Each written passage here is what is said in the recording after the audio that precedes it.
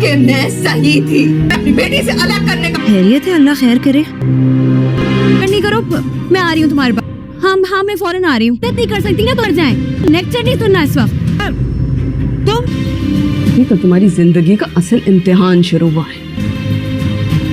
میں تمہیں کبھی خوش نہیں رہنا. واپسی کا تو پتہ ہی نہیں ہوتا. ابھی بھی کراچی سے کافی دور کام.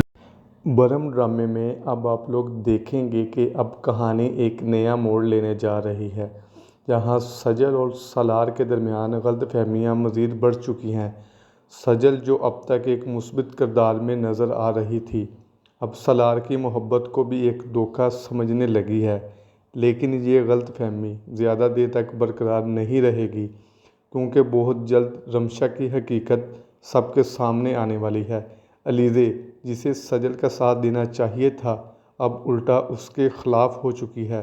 حالانکہ سجل نے اس کی شادی میں اتنی مدد کی تھی، مگر اب وہ رمشا کو بہتر سمجھ رہی ہے، یہ جانے بغیر کہ اگر سالار اور رمشا کی شادی ہو گئی تو وہ ان دونوں کی زندگی عذاب بنا دے گی. لگتا ہے کہ علیزے اور اس کی ماں کو ان کا بدلہ بہت جلد ہی ملنے والا ہے. سب سے بڑا دھماکہ تب ہوگا جب شادی کے دوران ہی سب کو یہ حقیقت معلوم ہوگی کہ سجل دراصل تیمور پاشا کی بیٹی ہے.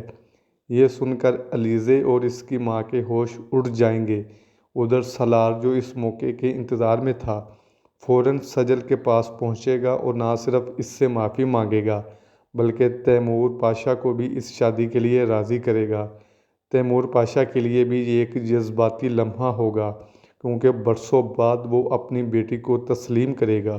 دوسری طرف رمشا کو اس کے کیے کی سزا ملنے والی ہے، کیونکہ تیمور پاشا اسے گھر سے نکال دے گا.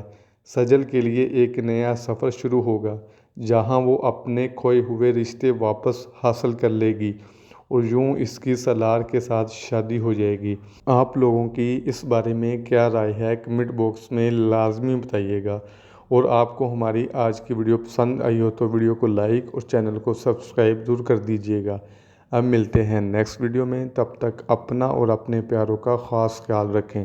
شکریہ.